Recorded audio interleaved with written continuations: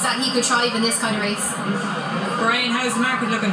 Right, good each way support laid on Jane for far out. Ran well here on Monday. Danny Mullins, number 10, 12 to 1, 10 to 1, into 8 to 1. But the stable companion will start favourite. Adamantly chosen at 7 to 2. Richard Pugh, it's all yours.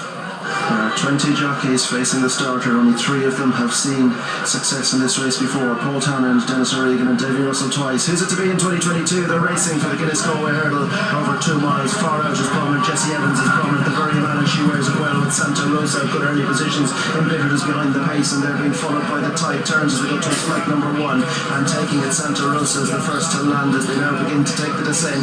Now right up there on the outside, possibly now taking over the lead, the very man. So down the hill they go. The very man leads from Santa Rosa, going right on the outside. Prairie Dancer is keen to go forward. She wears it well, is in front of Jesse Evans, and Bitter and far out runs the rails. Adamantly chosen towards the outside in the yellow sleeves. There's plenty of light. Hayes just inside in the honeysuckle silks. Down the inside, it's Tudor City looking for luck again, being followed by Anna Bonina, who's further back. Bally Adams, the blue cap, red jacket. Then comes my mate Muzzy, the other end of stud colours. In behind this one, Vina Artanza. Felix Jeshi's towards the back. Also too is Glan with Celestial Horizon, and Autumn Evening's going to have to pass them all to win. Prairie Dancer has passed them all and has got to the front and is going to lead them into the straight first time. The one that didn't jump that well at the back, Celestial Horizon, is 3 lengths adrift with the other 19 as they straighten up. First time in the Guinness Galway hurdle. And it's Prairie Dancer, the reserve who got in. They're under JJ Slevin, being chased by the very man Santa Rosa. She wears it well and embittered. They're the leading 5, being followed by Jesse Evans. The grey far outs on the inside has settled better this afternoon, being followed by Adamantly chosen. Hay and Tudor City in the sheepskin nose by the yellow of the tight turns, the red of Bally Adam. Then behind these is my mate Muzzy with Via Artanza and top banded Nana Bonita, and then comes Glan, who's 3/4 ways back on the inside. Then Felix Jessie with Autumn Evening at the back, dropping back as I'm going through them is Vina Artanza, and now only is one behind, and that one is Celestial Horizon. So now they make their way into the turn that's going to bring them right-handed and on towards the line of 3 along this section of the track. Prairie Dancer leads the very man as they go away from the stands, being followed in third by Santa Rosa. She wears it well. Jesse Evans is next, and Bitter is on the outside of far out. Then Tudor City, who's in company with Adamantly chosen, is moving forward a couple of positions. Hay is next. Then Bally Adam with my mate Muzzy and Anna Bonina trying to pick up as they take this one. Leader was awkward there but didn't lose much ground, as in Bitter took a chance at it.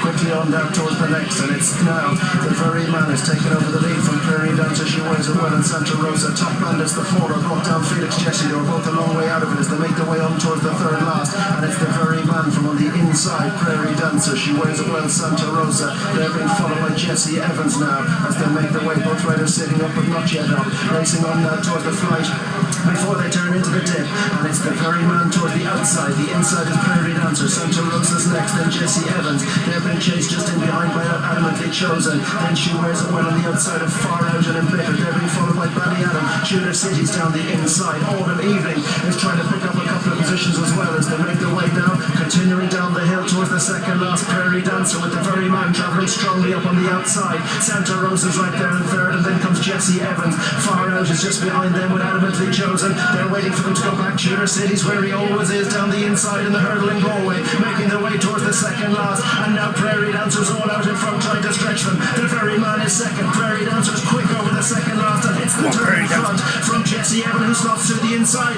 Oh, there's Tudor City slotting through again. It's a very familiar sight as they turn towards home. It's Prairie Dancer. Tudor City needs a little more luck. He's switching out this year, but Jesse Evans now takes over the lead. It's Jesse Evans for the hurdle in front from Tudor City. It's trying again over on the far side. Prairie Dancer, and now Jesse Evans with Tudor City, and his 8th Galway Festival goes to the front of Galway. The crowd are rising in front of me.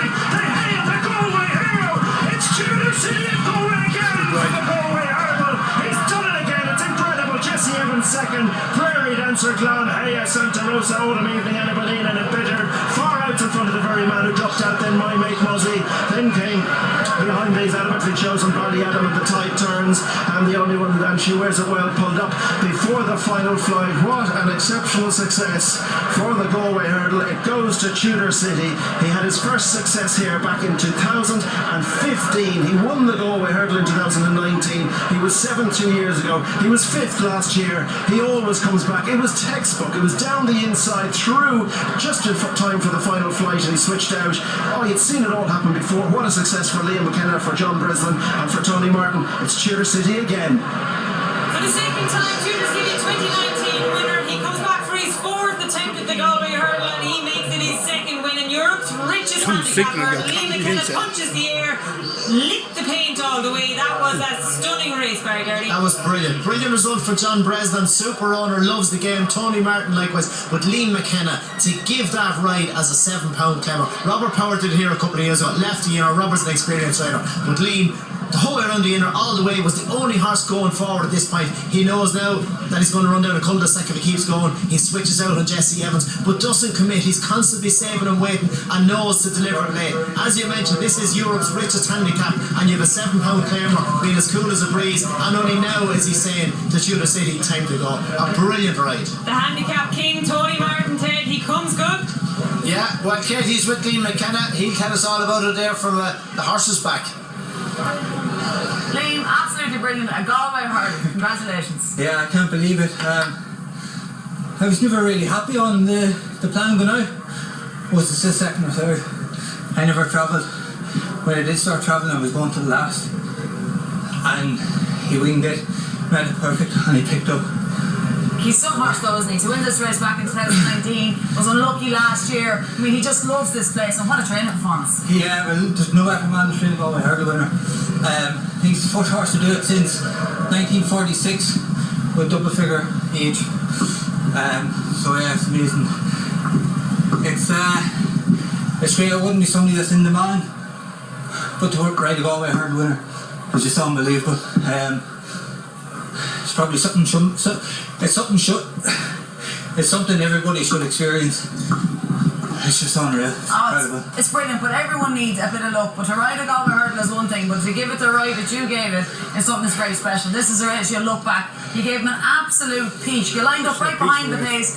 I know you want to be third or fourth, but usually he's a horse that's totally dropped in and takes a chance down yeah, when he was flat out, I was kind of happy I wasn't any closer, because I'd say he would have gotten shuffled back. But yeah, it's my first ride back in 3 months. I broke my collarbone in the Irish National, so there's something good to come back to. Well, it sure is. Well, you'll enjoy this one and you'll enjoy watching the replay. Congratulations, Lee. Performance story for a fella hadn't ridden in a race for 3 months. Yeah, but that just adds more to it. You know, to be as cool as he was, to have on the back of so little recent practice. Yeah. That was, if the best jockey in the country over the last 20 years just gave that ride, we'd be given plaudits. To do that on the back of 3 months as a 7-pound climber, he's probably only ridden a dozen winners.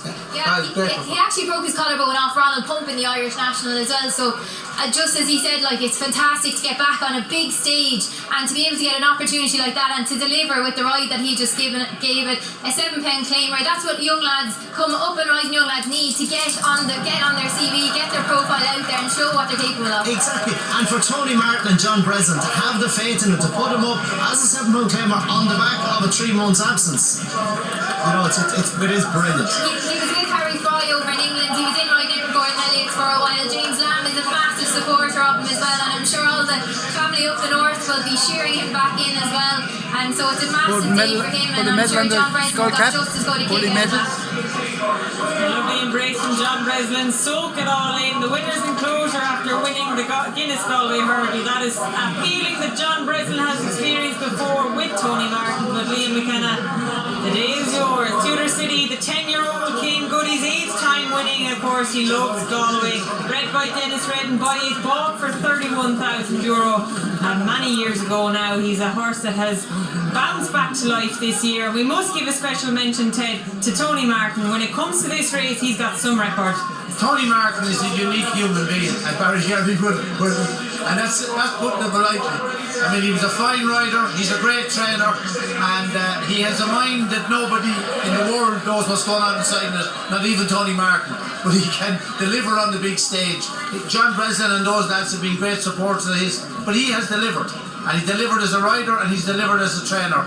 But there's a slight screw loose somewhere, and but by God, he can train. We slagged earlier on with the name Top Bandit, so Tony would come into a similar category. Great fella, but his left hand wouldn't be sure what the right one's doing. No, I rode with him, and he rode for me, and rode a lot of big winners for me as well too.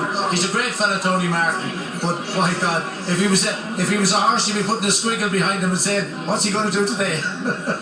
Might be putting a hood on.